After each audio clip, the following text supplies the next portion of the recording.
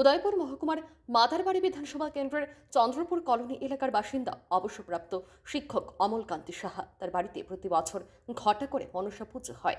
এবছরও মনসা পুজোর আয়োজন করা হয়। মনসা পুজো উপলক্ষে পাড়াপড়শিদের নেমন্তন্ন করা হয়। শনিবার বিকেলে বাজার থেকে মনসার প্রতিমাও নিয়ে আসা হয় বাড়িতে। রবিবার মনসা পুজোর নির্ঘণ্ট অনুসারে পুরোহিত বাড়িতে হাজির। গোটা বাড়িতে মহা ধুমধাম। বাড়ির সবাই পুজোর কাজে ব্যস্ত। মনসা পুজোর জন্য শাপলা ফুল বাড়ির পুকুর থেকে নিয়ে আসা হয়। এবারও বাড়ির পুকুর থেকে শাপলা ফুল আনতে গিয়েছিলেন বাড়ির মালিক ৬৫ বছরের অমলকান্তি সাহা, কিন্তু ফুল তুলতে জলে নেমে আর ওপরে উঠতে পারেনি তিনি। অনেকক্ষণ তাকে দেখতে না পেয়ে বাড়ির লোকেদের দুশ্চিন্তা বাড়ে।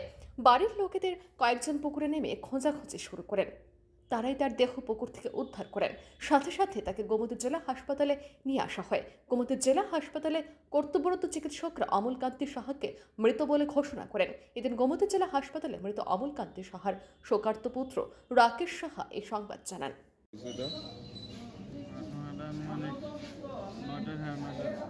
আচ্ছা, শাপলা ফুল তুলতে গেছে।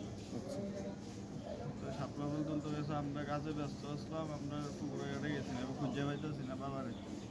এখন পুকুরে নামাইছে একজন গিয়াতে বাবা জগৎ নিস বাড়ির পুকুরই নাকি? বাড়ির পুকুরে পূজাবালি আছে নাকি কোনো কিছু? মনসা পূজা আছে।